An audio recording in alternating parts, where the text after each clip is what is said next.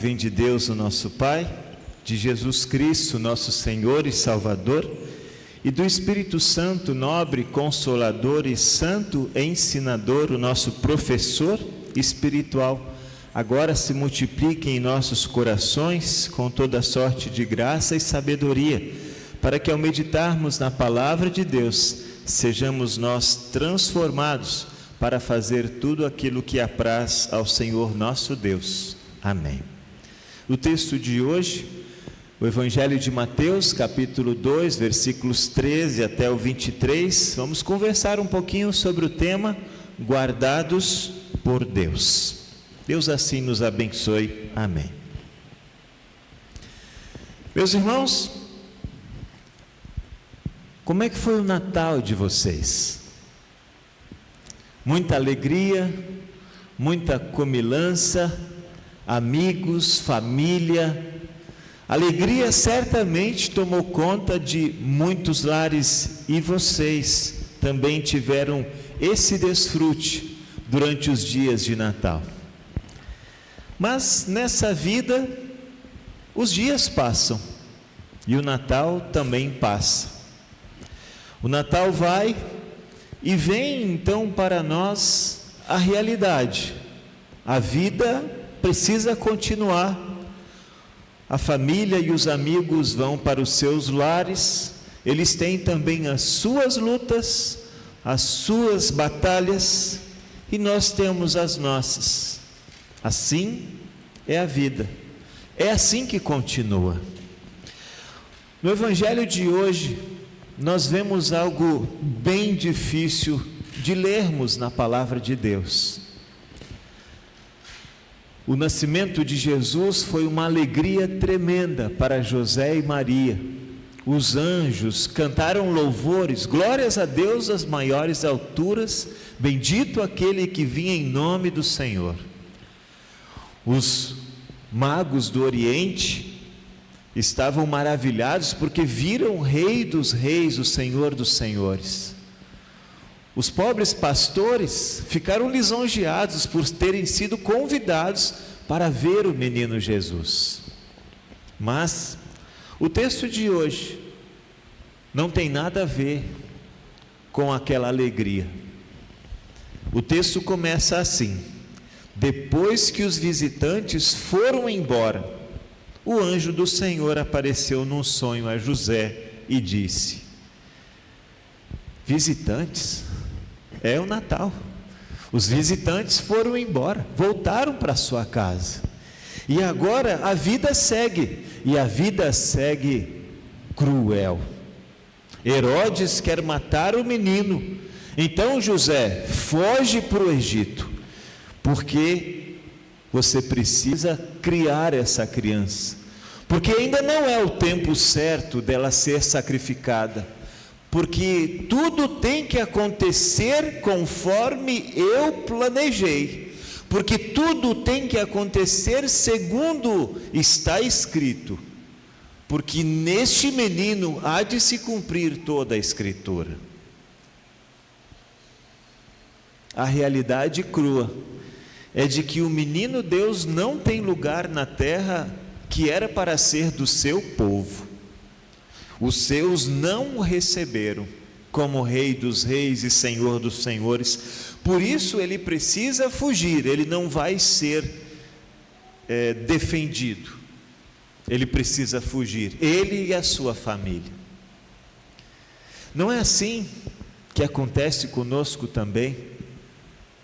Às vezes, quando nós entramos para a igreja, pensamos: nossa, vai ser tudo uma maravilha, porque eu sou de Jesus, eu pertenço a Ele, eu sou filho dEle, então tudo vai dar certo na minha vida e na vida daqueles que eu amo. Lê do engano.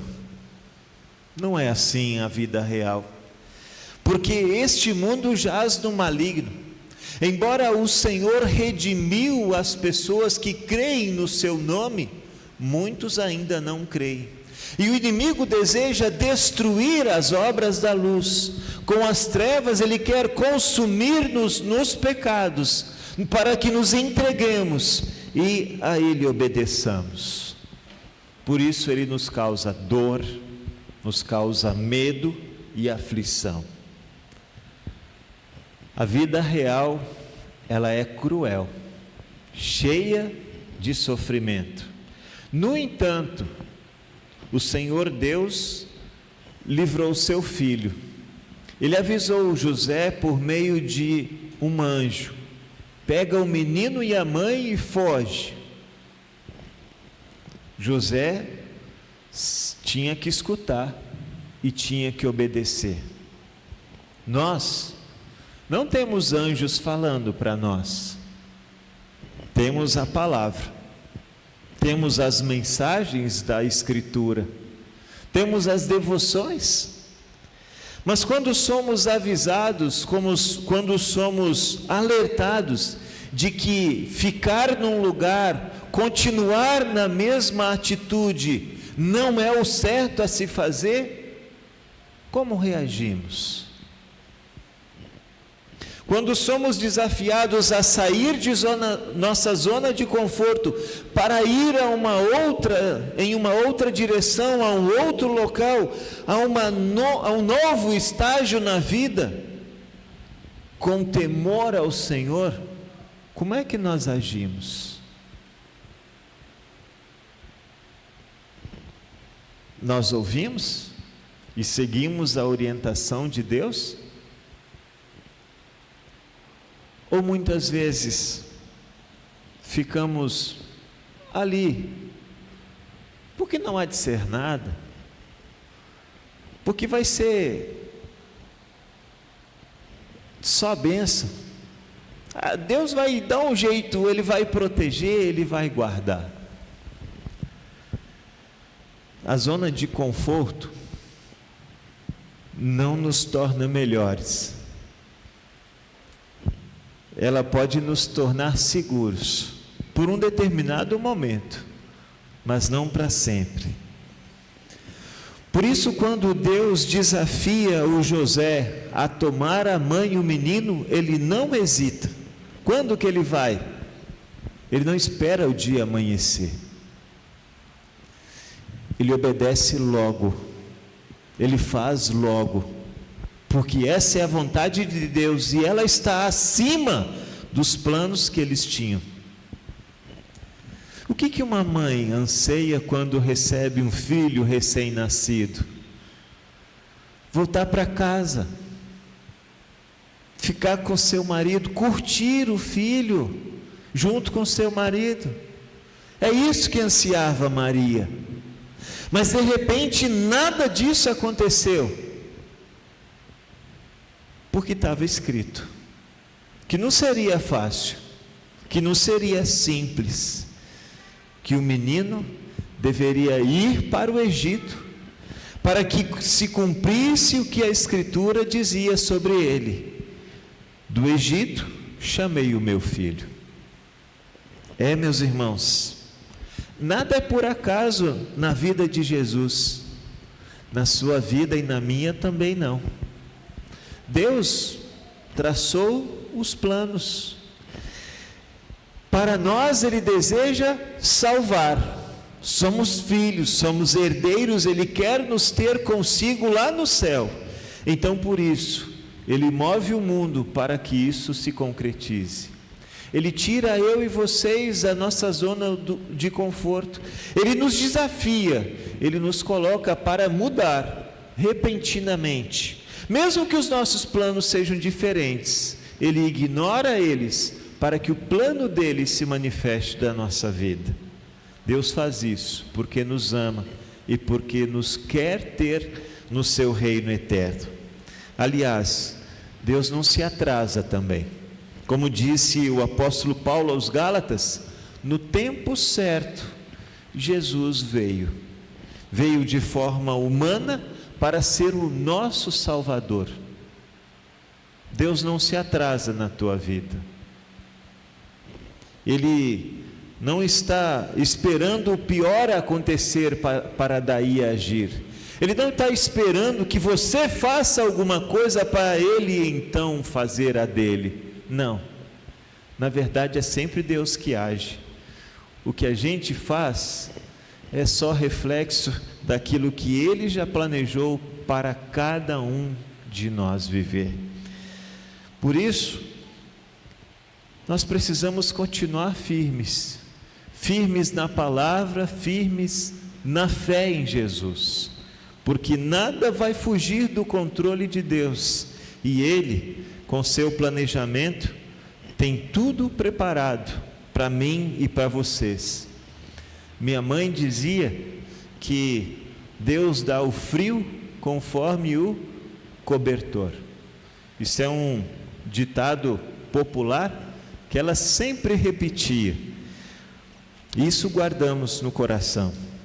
É assim. Por que podemos ir para lá e para cá? Porque Deus nunca vai dar uma provação maior do que as forças que Ele mesmo proporciona para nós. Então, junto com o desafio, vem também do Senhor a força para que nós possamos suportar e assim seguir em frente. O texto, a partir do versículo 16, irmãos, traz uma realidade cruel. O Herodes, quando percebeu que havia sido enganado pelos visitantes, mandou matar todas as crianças abaixo de 2 anos em Belém e nas circunvizinhanças. Quanto sofrimento, quanta dor. Pensem, quantas mães choraram amargamente. Aqui diz que na profecia Raquel é mencionada, mas quantas outras, de nomes diferentes, também choraram, porque a vida de seus infantes foi ceifada de repente. E por que Deus permite isso? É a pergunta que muitas vezes as pessoas fazem. Se Deus é todo poderoso, por que Ele permite isso? Bom, nós conhecemos dos planos de Deus e da vontade dEle apenas parte. Nós não sabemos todo o propósito que Deus tem. De repente, para aquelas crianças, era a única forma de elas serem levadas desta para a melhor vida. E então, embora os pais não compreendessem, de repente, aquele foi o melhor momento para Jesus levar essas crianças para junto de si no céu. O fato é que nós não sabemos todos os planos do Senhor. E por isso é importante que, mesmo quando não compreendemos, porque Deus faz coisas diferentes do nosso planejamento, que nós confiemos. Deus tem sempre o melhor caminho. Deus tem sempre uma melhor solução. Deus tem sempre um amor muito grande por nós. E por isso, certamente, através daquelas ações, Ele continua querendo nos salvar. Embora não entendamos os caminhos de Deus, feliz é aquele que confia, mesmo não entendendo como as coisas acontecem. Porque Deus sempre age no tempo certo. Então, depois que Herodes morreu, a partir do versículo 19, o anjo do Senhor de novo aparece e diz: José, pega a criança e a mãe e volte para a terra de Israel. Quando ele chega na região da Judéia, quem é o governador? O filho do Herodes. José não se sentiu seguro. De novo Deus falou para ele: então vai lá para Nazaré, porque também outra parte da escritura precisa se cumprir em Jesus. Ele também será chamado Nazareno. E assim, indo para lá e para cá, Deus vai colocando o seu plano de salvação em curso. Porque aquele que agora está sendo livrado, aquele que agora está sendo protegido, mais na frente não será. Quando chegar o momento da cruz, ele não será livrado.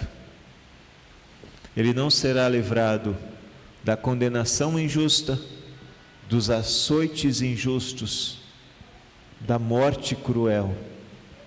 Nada disso, de nada disso ele será livrado, porque Deus age no tempo certo, segundo o seu propósito, para salvar o seu povo dos seus pecados. Por isso, irmãos, Deus tem um plano para você, e o plano de Deus sempre dá certo. Os nossos nem sempre, a gente planeja também, mas aí o provérbio diz: se você quer que seus planos deem certo, confie eles ao Senhor, fale com o Senhor, e aí eles podem dar certo. E Deus tem um plano para mim e para você, que é salvar. A salvação é algo que não vai mudar. O plano de Deus não vai mudar. O que vai mudar, e pode mudar de uma hora para outra, é o que acontece neste mundo, porque a maldade está aí, está solta. E na verdade, se vocês olharem para o que Jesus fala a respeito dos tempos do fim, ele diz que o inimigo será solto, e então a maldade vai se espalhar por todos os cantos. Então ainda vai chegar um momento em que o mal vai crescer ainda mais, porque vai estar perto do momento de nós nos encontrarmos com o Senhor. Por que somos avisados? Para que sejamos firmes, para que busquemos em Deus abrigo, para que Ele nos dê as condições necessárias para não desfalecermos diante da maldade humana, diante dos descaminhos que as pessoas propõem para nós. Deus continua querendo te salvar, esse é o plano dele. Embora não entendamos como isso acontece, de acordo com as circunstâncias que enfrentamos, Deus continua salvando. E feliz é aquele que não encontra nos planos de Deus motivo de escândalo, motivo de tropeço. Feliz é aquele que, mesmo não entendendo, continua fiel, continua crendo. Por que Deus deixa que algo assim seja escrito num livro santo? Morte de pessoas inocentes, seu próprio filho não encontrando o aconchego no lar e na casa dos seus pais. Por que isso? Para que nós entendamos que a vida, essa vida, a real vida, ela não é perfeita, ela muda da noite para o dia, mas o brilho do Natal não pode ser ofuscado, porque existem dificuldades. Nós não podemos deixar de celebrar porque perdemos alguém importante perto daqueles dias. Nós não podemos deixar de celebrar porque nos falta alguém na mesa. Não. Deus quer que continuemos, porque todos os anos Ele quer que nós lembremos dos seus grandes feitos por nós, para que nós jamais esqueçamos que Deus em todo o tempo tem agido para nos salvar. Que vocês possam ser consolados nessa palavra, firmados na fé, que mesmo não entendendo, continuem firmes, porque essa é a vontade de Deus. As circunstâncias, este mundo muda, Deus não. Deus continua fiel, e sua vontade é levar vocês e eu para o seu reino eterno. Que Ele nos guarde nesta fé para a vida eterna. Que assim seja. Amém. Nos coloquemos de pé.